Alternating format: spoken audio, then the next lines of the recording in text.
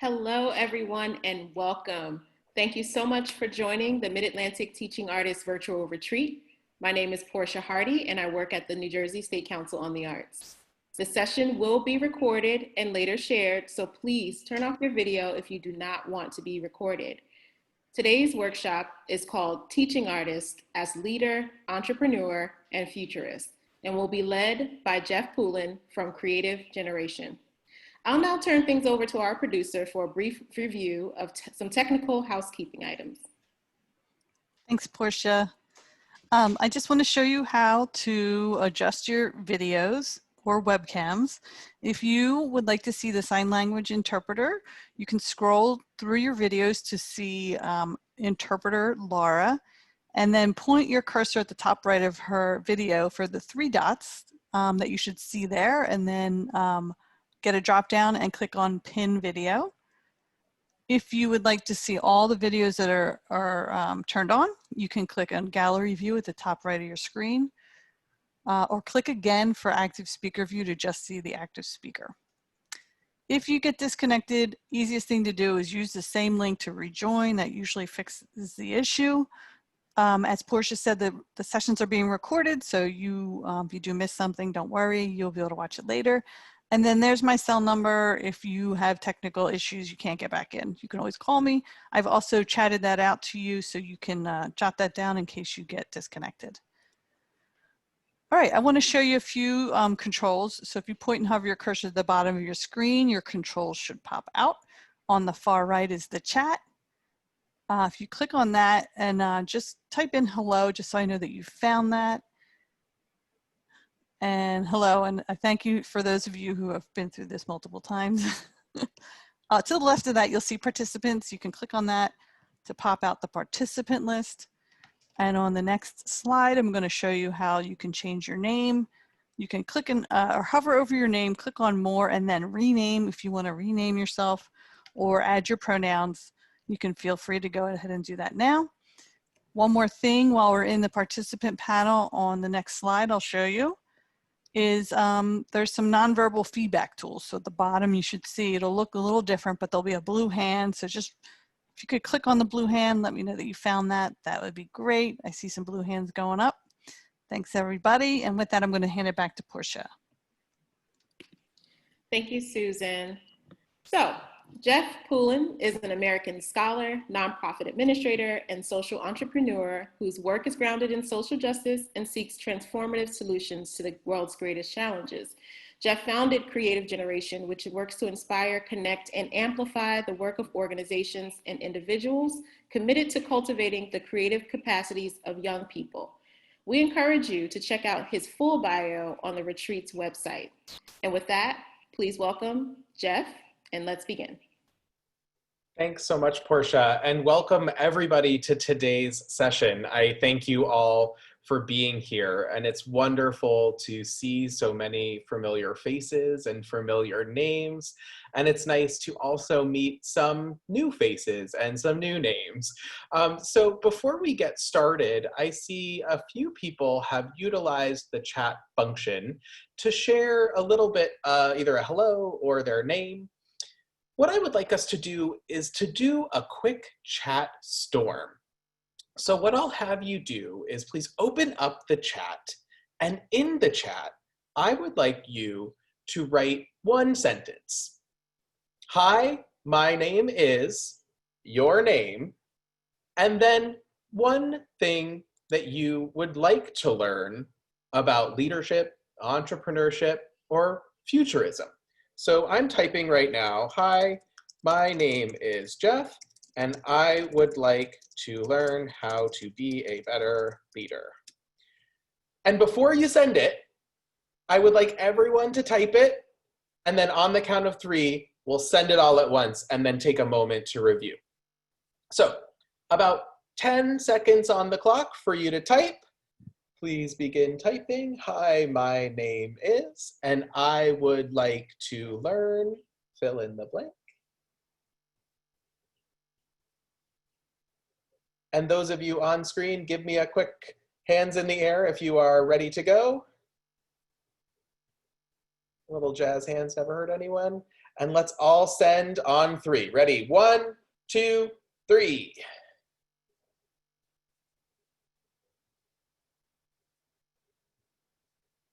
Wonderful. Now take a moment and peruse what all of our peers have said. What commonalities do you see? What differences? Are there any trends? This is great. Thank you so much. And now I can start knowing who is here and what we want to learn. And I feel pretty good about what we've already planned. So thank you for indulging me in that activity. So in today's session, I've broken it up into 4 components. The first is an introduction, the second of the foundation of what we'll be talking about. In the third part, I'd like to share some research that we've done. And to conclude, we'll talk about those findings and what they mean to you. As means of introduction, here are my goals for the session. I would like all participants to explore the concepts of leadership, entrepreneurship, and futures orientation. I'd like to examine your current practices and construct ways of revising them through the lenses of social justice and artistic activism. And I'd like for us to all vision for the future and to map your role in the larger movements that are happening around us. So who am I? First, let's start there. I'm happy to meet you all. For those who I don't know, my name is Jeff Poulin, and currently I serve as the Managing Director of Creative Generation. But not unlike many of you, I grew up in the arts. I'm a direct product of arts education. I learned from teaching artists from the age of 2 years old. This is my very first dance routine. It was titled, "How Much Is That Doggy in the Window?" Guess who was the doggy?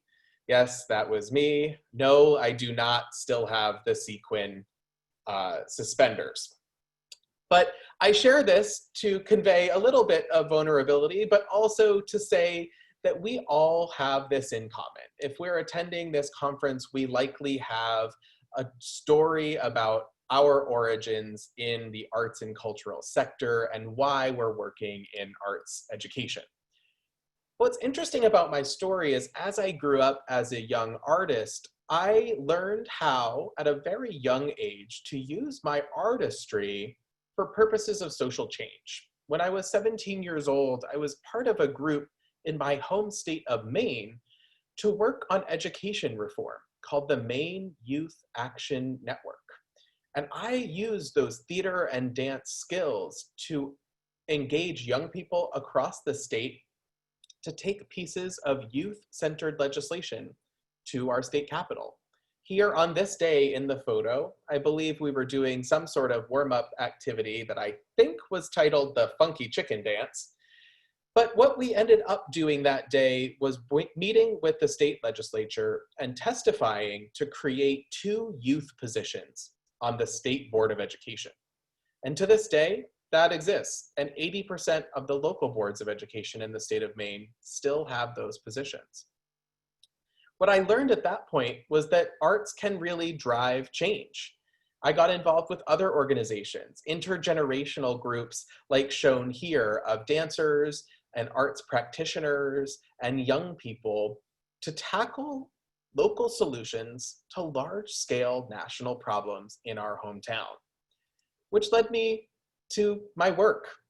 As an adult, I became an advocate and policy analyst working on arts education to ensure equitable access to arts and cultural learning opportunities for young people.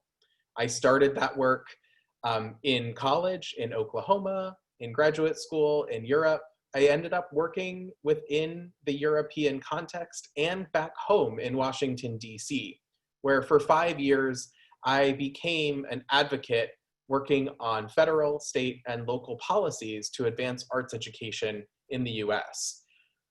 Today, I run Creative Generation, which is an organization that works to support young creatives who catalyze social transformation and those who are committed to cultivating their creative capabilities, which my guess, you all fit into that second category. And it's really our pleasure to work with teaching artists, arts educators, and other types of community leaders who support young creatives in leading social change in their communities, in their nations, and in the world. At Creative Generation, we work around the globe, supporting projects and programs from Memphis, Tennessee, to Juba, South Sudan, or multinational projects that range from New Zealand to China to Abu Dhabi and Canada. It's a really wonderful way to share knowledge and to catalyze the growth of creatives, in young creatives, as well as creative educators all around the world. So I'm really happy to share with you my background as a means of understanding how we can all be at the center of social change using our area of expertise in teaching artistry. I believe that, and I hope that you all believe that too. And I'm going to tell you why I believe that in the next section. So looking at the foundation of this work that we stand on, I wanted to share with you a few pieces that relate to my story, but that are practically applicable for everybody here. At Creative Generation, we operate on the understanding that arts and cultural education is a fundamental, civil, and human right. Though we may not think that that's the case here in the United States, around the rest of the world, it's broadly understood.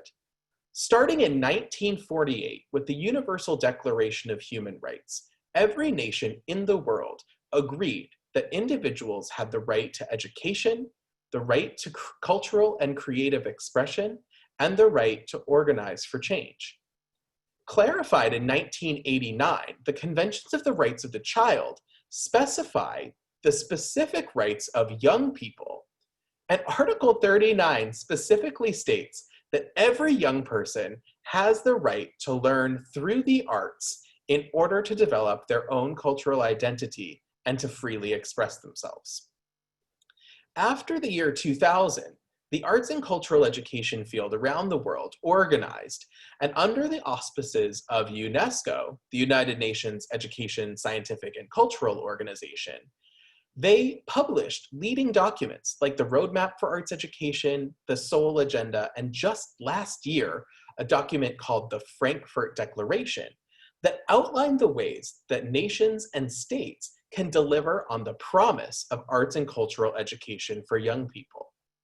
These pieces of literature inspire countries to craft policies, like here in the United States, Reinvesting in Arts Education, published during the Obama administration, that was a precursor to the arts opportunities found in the Every Student Succeeds Act. In other countries, some of my work was done in Ireland, where we published the Arts and Education Charter, which was an agreement between the Ministry of Education and the Ministry of Culture to outline how young people would have access to arts learning opportunities to deliver on that promise of the Universal Declaration of Human Rights and the Conventions of the Rights of the Child. However, my whole narrative that was built changed with this moment. What's on my screen here is a photo from a March for Our Lives, featuring young people, musicians and actors, standing on the stage, leading a march of young people and their adult allies to our nation's capital. Now, we won't get into the politics surrounding the issue that they were advocating for, but I think that we can all agree that the young people, the young artists at the center of this movement did something spectacular that day. And it caused me to question, why? Why is it that we advocate for arts education?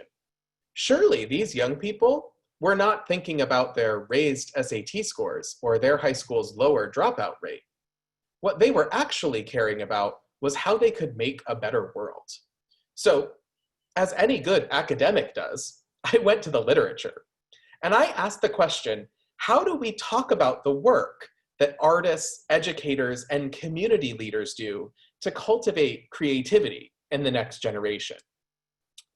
And we started by looking at the narratives that are painted in the United States and found three trends among some of the most cited research. The first is that people talk about the role of arts education in lowering dropout rates. The second was that arts education is correlated to higher standardized test scores. And third was that the arts are correlated to graduating college and student success in higher education. When we looked at a focus group of leading arts and cultural education practitioners, what we found was that these narratives did not resonate.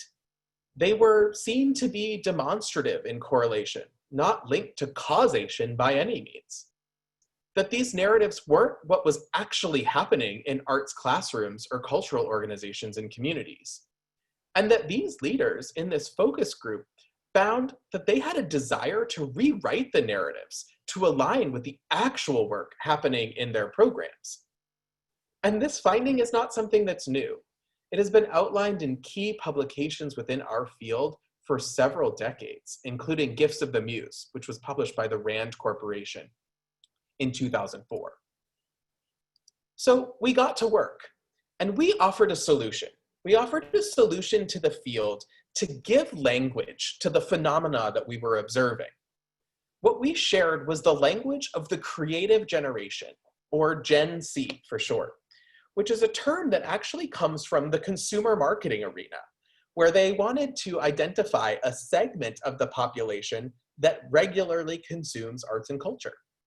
However, when describing this segment of people, these marketers talked about an intergenerational group of people, not bound by age, but that shared 4 common creative capabilities: creative thinking, cultural consciousness, connectivity, and concern for community.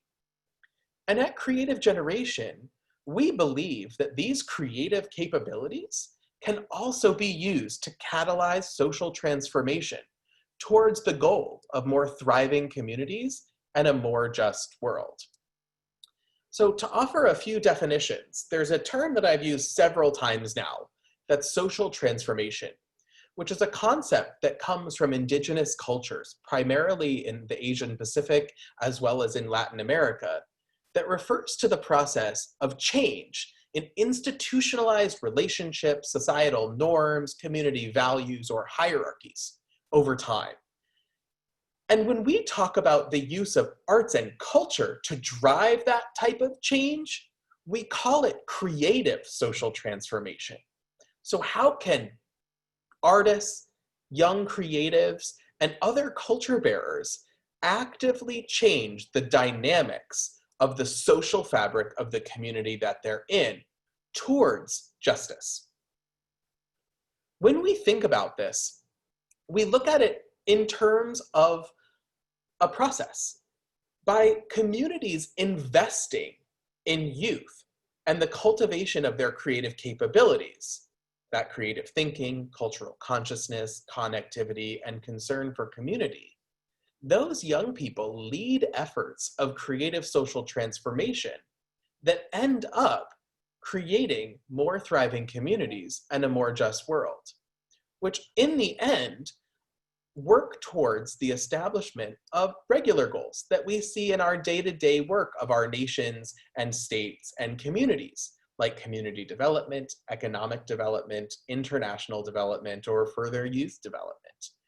And when we think about this, we try not to get too trapped in the heady theoretical space and think about it really practically, but know that our work ultimately is part of a larger theory of change that creates thriving communities and a more just world. When we think about the real practical application, I'd like to revisit that term creative capabilities, which is broken into 4 components. At Creative Generation, we've spent 9 months defining these characteristics and studying them in youth-led, arts-centered social change projects all around the world. I'll talk more about that project in a minute, but for now, I want us to think about the role of these 4 terms in our day-to-day work as teaching artists, both in terms of how we interact in the world and through the education that we co-learn with students. Creative thinking we define as the ability to identify challenges and employ creativity to envision solutions. Cultural consciousness, which is the process of understanding one's own cultural identity and developing a respect for and often participation within other diverse cultures.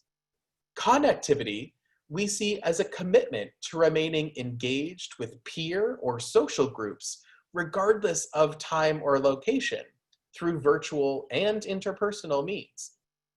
And lastly, concern for community, which is acting as a servant leader, regardless of one's means, to strengthen the communities to which we belong. So I would like to pause for just a moment and let us take about 30 seconds of reflection to think about these terms, how we may embody them, and how they're relevant in our work. So if you'd like, I'd offer you 2 ways to process this reflection. You could make some notes on a piece of paper that you keep to yourself. You're free to offer some words in whatever format you see fit, a sentence, a poem, a collection of one-word responses in the chat. Or if you'd like, if you're of the artistic nature, please feel free to draw a little photo, perhaps a sticky note portrait, if you will, to capture your thoughts.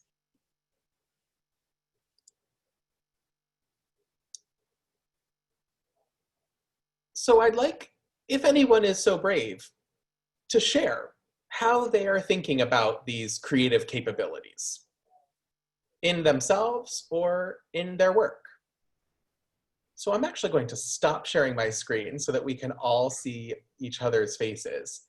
And if you are so inclined to share, I'd encourage you to raise your hand to share a thought or type it in the screen, or feel free to raise your hand and let us know that you've drawn something that you'd like to share visually on the screen.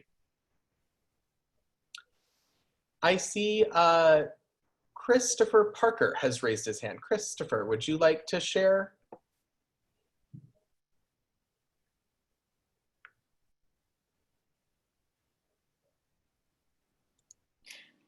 I did.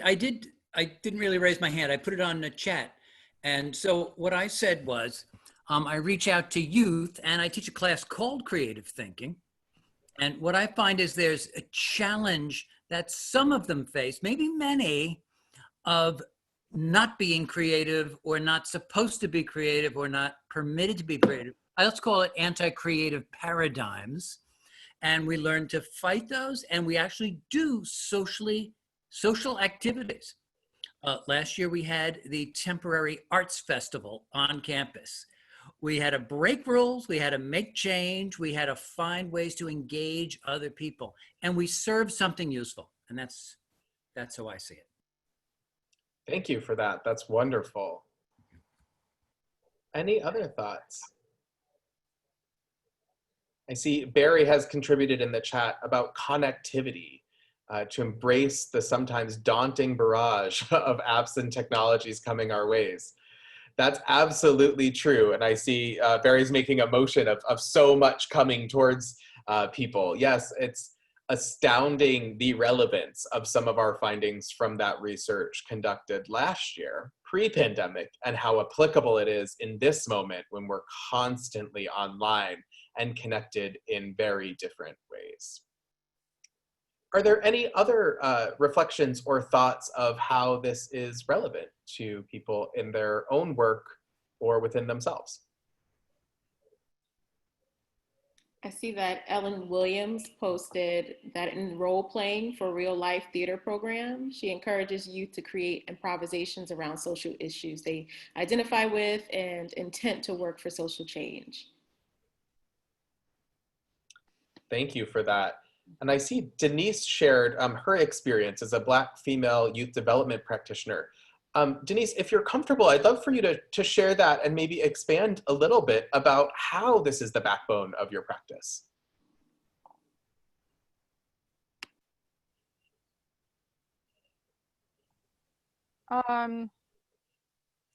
Okay, so as I, oops, sorry, 1 second. was No thinking of worries. We can saying hear you something. perfectly Yes. clear. I am constantly thinking about ways to employ creativity in my work, and I promote cultural consciousness for all of the youth that I'm working with, and a large part of my work is in helping people to break down barriers, so there's greater connectivity, and providing platforms for people to come together and build or strengthen community. This, this is why I do this work, and yeah, for me, this is what makes it purposeful. Thank you so much for that. And that is the perfect note to end this small break for questions on, simply because I hope to always wrap up the dialogue about the creative capabilities, recognizing that none of this is new. We simply spent a year listening to practitioners like Barry and like Denise that have been doing this work as the very core essence of their practice for their entire lives. And what we hope that by offering these definitions and sharing the creative generation framework is to give new language so that we can move slowly away from the language of those gatekeepers that we're so often appealing to, so that those narratives about arts education that appeal to only the things that funders or mayors or other types of decision makers care about, that those can go away. And that the way that we can describe our work is empowering and allows us to be the leaders as experts, the leaders as futurists and entrepreneurs that we really can be as teaching artists. And that's what we hope to offer with this exercise. So with that, I'd like to actually carry on with the presentation and to move into our last two sections before we have another moment of conversation. And I'd like to share with you some of that research that I told you about before. So building off of that year of work, we refined our research question. Again, we're a group of academics that work together, and we started to ask, in what ways can artists, educators, and community activists most effectively cultivate the creative capabilities, note the use of that new term, of the next generation? And what we found was amazing. We spent 9 months working around the globe, conducting case studies of 30 programs in 24 nations, all disparately around the globe. And the consistency in what we found when exploring the concept of the creative generation, the concept of creative social transformation, and the concept of the creative capabilities was absolutely astounding. In every case, we found 3 things. The first was that the field struggles with articulating their work and often uses antiquated rationale. Does that sound familiar, perhaps, to the scenario that I described in the United States? The second was that as a result of that antiquated language, that the field suffers from severe isolationism, lacking meaningful communities of practice. When practitioners weren't talking about their work in the same way, they didn't know that they should connect, that they were actually peers on the same mission. And that ultimately that isolationism led to a lack of mechanisms to share knowledge and effective practice, like this gathering, this retreat here today. And that as a result of that lack of knowledge sharing, that we were dealing with stagnated pedagogies. What might have been revolutionary in one community in 1995 no longer met the needs of young people in 2020. So what we thought about was, how do we deal with this? And we reformed our research questions one more time to get more specific. The first was about how can young people be supported in their pursuit of creative social transformation? How can adults, such as artists, educators, and community activists, or community leaders, excuse me, be supported in their work supporting the development of young people as catalysts for creative social transformation? And thirdly, how can both young people and adults who are committed to creative social transformation navigate those very strict systems that govern their work? And we came up with two ideas, two paradigm shifts, one related to policy, pedagogy, and practice, and one related to cultural institutions viewing their work as that of civic institutions. When it comes to policy, pedagogy, and practice, and this is a whole other training that can happen, so don't dive too deep into this, but that we believe that all three components are interconnected. The policy, or the why, provides the time and the resources and the opportunity for teaching artists to engage in their work. And that work has two buckets.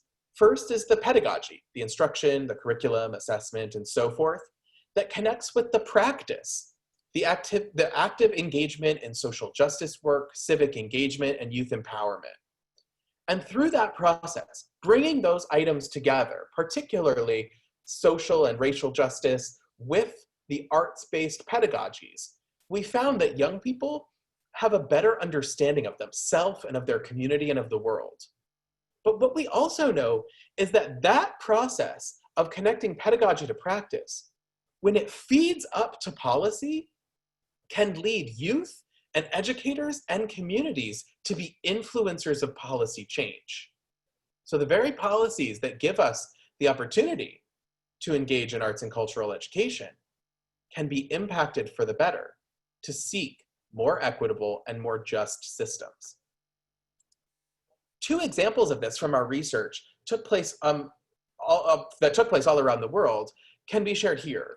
One is a program called Dance for Social Change that's operated by an organization called Dancing Grounds in New Orleans.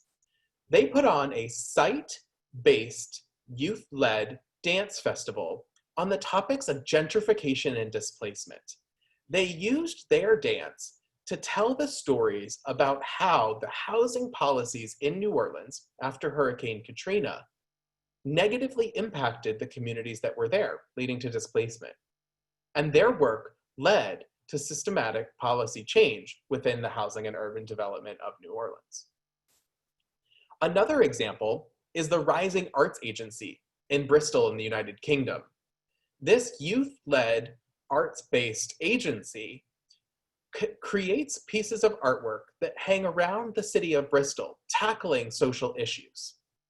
They've recently launched a campaign called Whose Future that examines the narratives about the future of their once industrial city through the eyes of young creatives, particularly those who are people of color. Their work has led to the city changing the policies that impact young people through their eyes for the better. The second paradigm shift that we hope to see is how cultural institutions can change their perspective to view their role within community as that of a civic institution, so that civics and culture do not sit side by side, but instead are integrated in mission. Two examples of this, one comes from Bangladesh, the Bangladesh Institute for Theater Arts, which works with UNICEF to increase news literacy among young people and families, particularly in the rural regions of their country. What they focus on is allowing for people to be able to parse, quote unquote, fake news from real news through theater. They're focused on the overall betterment of their communities using theater education. Second is the Hub 312, which is an organization, a bicultural organization in Auckland, New Zealand, that brings Indigenous Maori youth together with settler young people, particularly those who are white, to have cultural exchanges and redefine what is understood as youth culture in the city of Auckland. They work on issues like environmental justice and climate change, and racial justice and community homogeny. What they ultimately do, though, is bring together the once disparate cultures of settler and indigenous to create a new shared culture with principles from each. So in this experiment, we found a number of things when looking at those paradigm shifts. And they've all resulted in three concepts that directly reside within teaching artists every day: leadership, entrepreneurship, and a futures orientation. And that's why we're here today, to explore how these relate to our work. When it comes to leadership in the arts and cultural education space, I once led a 5-year study that looked at arts education leadership that resulted in a publication with this graphic on your screen. Now, this study was flawed in a number of ways and is totally in the American context. But I'm really happy to share that at Creative Generation, we're in the midst of a global study that is collecting the attitudes and perceptions of arts and cultural education leaders in 10 regions around the globe to elevate those key elements that allow for people to lead the change that we're talking about in this session. How can teaching artists exemplify leadership in their communities, in their organizations, and in their work? And by October 27th, we will have the findings from focus groups in Latin America, Southeast Asia, Europe, the Middle East, the Oceania, and the Pacific, and North America. When it comes to understanding entrepreneurship, we look towards the literature of arts entrepreneurship, which is a specific set of understandings that outline how artists can use their creative processes to innovate. The best example that I can think of that's cited in Jason White's paper that coined this term is about understanding how we as teaching artists approach almost every situation that we're in. In the literature around entrepreneurship, it's divided into two camps. One, who says, you have to build a house. So they make a list. Well, we need wood and nails and roofing and so much more. The other says, well, we have to build a house, but I'm standing in a classroom. So those 2 chairs, they're gonna be the wall. That cardboard box, that will be the roof. That lamp over there, those will be our lights. And they use what they're given every day. This is the concept that we're running with when understanding the role of entrepreneurship in this mix of skills within teaching artistry. How are you using what you have access to in order to accomplish the goals that you're working with? No one in the arts education ecosystem thinks that we're always going to have exactly what we need. We know that's just not the nature of our field. But our skill and our creative practice, those creative capabilities that we were talking about before, lend ourselves to be leaders, to be entrepreneurs, to innovate our way to success. And lastly, the understanding of a futures orientation comes from the research in educational futures. This framework allows us to understand the myriad possible futures for our work. It could range from A to Z and anything in between. But the role of futurists allows us to use our creativity to hone down and ground in reality all of those possible futures to narrow it to plausible futures and probable futures. But then our specific role as the actor in this is to look amidst those probable futures grounded in reality with the very harsh realities, particularly now, of a global recession and civil uprisings in communities and budget cuts and a global health pandemic. To understand what are those preferable futures within that mix that we can navigate towards. We believe that teaching artists have the power to make some of those decisions and to push our field in the right direction, whether in their own context, their own classroom or community setting or a Zoom room, or thinking about it within this country, within the state, within your city. The ideals of being an educational futurist, to see all of the possible futures and narrow it down to what is likely to happen, and then pivot using our strengths in creativity, is what we've observed in leadership. So when putting together these elements of leadership, which is still to be studied, entrepreneurship, which now has a vocabulary and aligns so well to our work, and futures, which allows us to employ our skills to base our role in that change that's going to happen, we are really equipped. We're really at the center of this as teaching artists.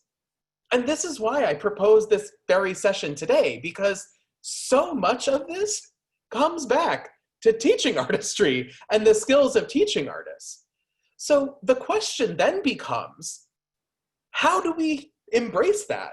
How do we use what is naturally part of our work every day to be the leader, to be the entrepreneur, and to be the futurist that we need as individuals, that the field of arts education needs, that the sector of arts and culture needs, or that our communities, our country, and the world needs, right? Because our work is not just about teaching a kid how to paint, or choreographing a dance, or putting up a piece of musical theater. Our role is to cultivate creativity in the next generation so that we can deal with the global challenges that are happening, like climate change and poverty and clean water and mistrust in institutions, and to tackle those big problems in the most local way we know how, with young people. So I conclude this session with this big question for us to grapple with, because the solutions are not systematic, they're personal. And it's up to us to reconcile with this, recognizing the powers that we have. So in a way, I feel conflicted. As a researcher, we spent 2 years in the field and more to come, seeking to understand this. And have we found a solution? A perfect one? No. But we do have a series of questions that we can all take on to help understand our own role. So in that vein, I turn it all back to you. What does this mean for your work? How can we possibly grapple with these changes that are coming forward? So I'd like for us to use a little bit of this time to think together, to share ideas, to collect potential actions that we can take. And of course, I'm happy to answer whatever questions that you might have about any of our work during the next 10 minutes or so. But I turn the floor back over to you, and I'm curious about your thoughts, your reactions, and your questions.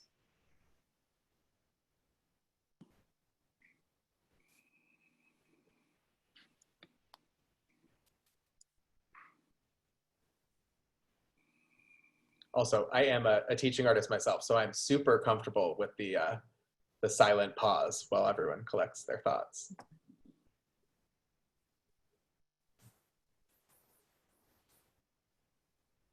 I'm seeing a lot of praise, Jeff, in the comments. It's awesome. Thank you. Thank you all.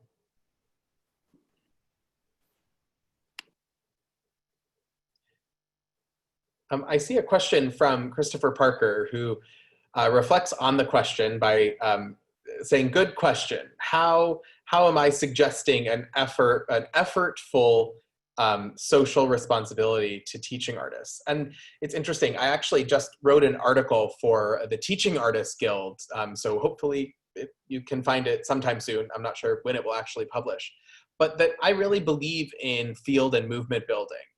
That's one of the secondary findings from our work, is that where real succinct change has occurred, it's been through field and movement building efforts. So I would say that gatherings like this are absolutely essential to build connections, and for teaching artists to come together and create those communities of practice that we identified in that research, to share their knowledge amongst their peers and to work collectively together to tackle some of these big challenges.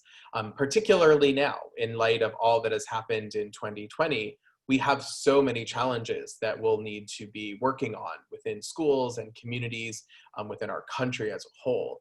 And I think that there's a very specific role for teaching artists in that mix, And I know when I put on my teaching artist hat, I know the work that, that I have to do with the young people that I learn with, but it is something that all of us do need to grapple with. And that is made much easier when we're working together.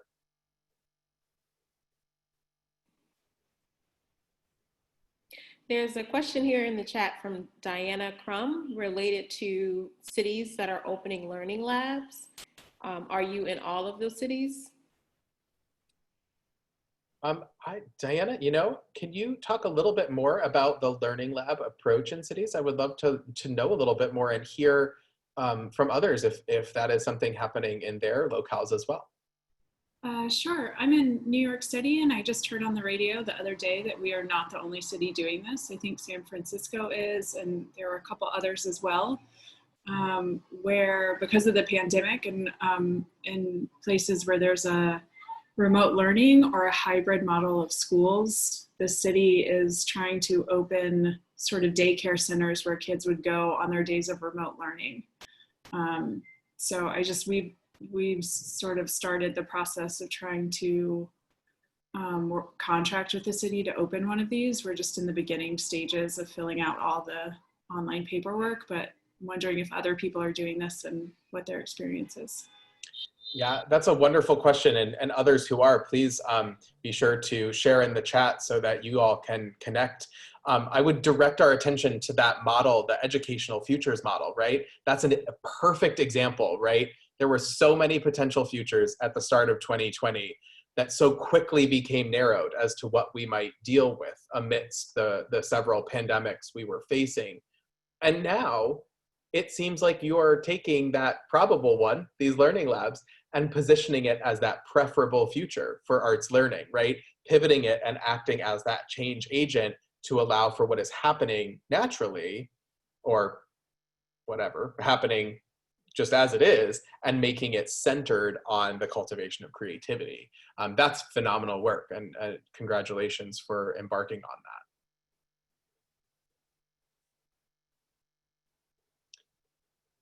I see Jennifer Ridgway is holding up the work of Teaching Artists of the Mid-Atlantic as one of those hubs that can be a gathering place for teaching artists to connect, as well as the resources that are happening online at teachingartists.org. And Barry Stewart also highlighted the International Teaching Artists Conference coming up, and encouraging folks to take a look. Yes, and actually Creative Generation will be sharing our latest development. We're one of the innovators actually for the International Teaching Artists Collaborative. So we'll be sharing the new research hub for that has been created for, with, and by teaching artists, including the launch of what's called the Teaching Artists Yearbook, which is a publication of research and practices by teaching artists for teaching artists. Mm-hmm. I might add in on the conference, if I may, that Sure. My understanding is that there's a limited number of spots available for TAs from the United States because they want to make sure that there's balance internationally. So if you are interested and haven't signed up, doing it sooner than later would make sense. I would second that. I heard that at the 7 a.m. training I was on this morning with the folks in Korea, and they were saying the same thing. I see there was a question, and I might have lost it. Oh, I'm so sorry. Someone was talking about, yes, Laura, I'm sorry if I'm pronouncing that incorrectly, was wondering about the connecting of creative youth to the policy changing organizations that are currently happening. Yes, I think that, if I were to comment on a lot of the items that come across my desk, it's the young creatives that we are seeing leading these efforts of social transformation are often plugged in with the Black Lives Matter movements, with climate crisis movements, with movements to limit rights on guns and school violence and so forth. And it is really tremendous to see the engagement of young artists and how their work truly amplifies those social causes. One of our very, very first interviews was with a gentleman by the name of Matt Deutsch, who was the artist activist. That was his title within A March for Our Lives. And he was the visual artist that actually constructed many of the large temporary public art installments created by young people at the US Capitol last year. And so we've been looking into that and continue to amplify the work of those people as we study what makes it go. The other part of that question earlier on, if I may, was also how to help students and ourselves even deal with the feeling of apathy when holding events and holding rallies and going to climate strikes and the systemic racism BLM, rallies, and not seeing effective change happening over and over. It can be really disheartening and difficult. So I feel like it's a challenging point, and that's why I was wondering if actually connecting them to the organizations that can create effective policy change or make something more tangible to see come out of all of the effort. I mean, I know some things are changing, but on the level of what needs to change, often it feels like we're shouting into the void a little, I just wonder what you think of that and supporting students with that experience. Sure. I mean, I think not to invoke kind of neoliberal approaches to measurement and evaluation, but to say like, well, what are you actually measuring as policy change? I think if we only measure our success as laws changing, I've worked in Washington long enough to know that that is something that you will end up giving up very fast, because that is not necessarily a marker of success. But there are other, metrics that we can look at in terms of that change. So, for example, in New Zealand, the Hub 321 that I was talking about, or 312, excuse me, that I was talking about earlier, some of their metrics were the amount of public art, literally the square footage of public art in the city of Auckland that was created in a bicultural way, engaging young people and intergenerational leaders in those decisions and the work moving forward. In others, it's local. Are you able to see a change within a city council or a local school board? For those coming from New York City, I know that the school board is actually a massive deal, but in a lot of other communities, it is so much more decentralized and able to see. So I think it depends a little bit on what you're measuring, and to also know that there are also in many of the largest institutions that seek policy change, there are real manifestations of some of those issues that you were actually just talking about, and that we should be a little cautious too, that we're not fighting battles on two fronts. So I think that there's a lot to unpack there, but it really does come down to what we're measuring and how we're letting those measurements impact us. I wanted to build on some of the ideas that you just were putting forward, Jeff, in terms of the teaching artists of the Mid-Atlantic. We are currently meeting on Monday mornings, and we're taking the community that is attending those sessions this month has been focused on advocacy and really thinking about what is a game changer for the next 1 to 3 months of an advocacy pitch that you can land. And in my own research and moving through this process, I have decided to work with I live in Prince George's County in Hyattsville, and so I'm working with the council, the Hyattsville Council, and the mayor's office, and I learned through my research that there's an education advisory committee for the city that is not associated with the schools. And so it has this little like backdoor kind of entrance for the kind of work that I want to do moving forward, because I'm not able to work in the schools in this coming year. And so, I just like the networking that we have, the capacity that we have to network and to put out these kinds of ideas to each other is just such a ground like right ground soil for us. For, you know, like I just wanted to encourage us to continue these conversations, because these ideas definitely are fantastic, and it's inspiring, and I want us all to lift off together, right? So Yeah, and that's thank you for sharing that. All of those suggestions are wonderful, and I think that through all of these ideas, I hope that we are seeing these opportunities as our ability to flex those muscles. I hope that through this presentation, I was able to give you new language to use about the essence of your work and how it connects in a number of ways, and that we're able to recognize and map ourselves against these many opportunities, that we are leaders, that we are futurists, that we are entrepreneurs that are able to tackle some of these really big challenges that we're facing, and that no one should feel disconnected or isolated, that we are all here as a big community of teaching artists, here gathered in this work, but also within the sector and within our country and within the world. And just this month, there are opportunities to bust out and to connect with other people from all over. At this gathering, the Arts Education Partnership Conference that's free and online, the International Teaching Artists Conference, and much more. So I think that we can do it all together. But I really do hope that this session can act as a starting point to shift your frame a little bit, to think differently about the work that you do, both internally and with young people, and to see the creativity and the core essence of what you do as a teaching artist as a huge asset to be not only a leader in your work, but within your community, that you can be an entrepreneur, not only in your work, but for the field, and that you can be a futurist for all of us, so that we can envision a new type of teaching artistry, a new type of education to really address the needs of young people in the future to come.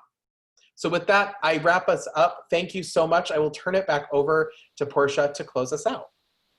Thank you so much, Jeff. That was an excellent presentation. I'm sure that there's going to be conversations going on for weeks and probably years to come. I would also like to say that as we close out the Mid-Atlantic Teaching Artists Virtual Retreat, that I hope you all feel empowered to be able to have further conversations with your state arts agencies about this type of topic and what you're doing on a daily basis, on a weekly basis with your communities to elevate the arts, bring forward social justice, and to engage youth in a creative way every single day. So please keep those lines of communications open, because I think that's a great starting place for that question of how. And so with that being said, thank you so much for attending today's session. And before we end, we'd love to take a minute to hear from you about how this workshop's resonated with you. So our producer will now post a quick poll. Recordings of this workshop and others will be available on NASA's YouTube page within the week. Look to the chat to see a link to our Facebook group, where I hope we will continue this conversation and connect throughout the year. And please join us there to offer your reflections on today's workshop. The link has been posted. Also, watch your email inbox for a brief survey every Friday of the retreat to let us know what you think. We hope you will join us for tomorrow's session, which will be our closing plenary for the retreat, From Survive to Thrive, Sustaining Teaching Artistry, featuring Ayanna Hudson, the Arts Education Director for the National Endowment for the Arts, Alicia Lee, Coordinator of Fine Arts for Maryland State Department of Education, and Miko Lee, Interim Executive Director of the Teaching Artists Guild. The 2020 Mid-Atlantic Teaching Artists Virtual Retreat is a co-sponsored project of the Mid-Atlantic State Arts Agencies in partnership with the National Endowment for the Arts and the National Assembly of State Arts Agencies. We are grateful for your generous support of all of these collaborators and grateful for your participation today. Thank you so much. Goodbye and have a great evening.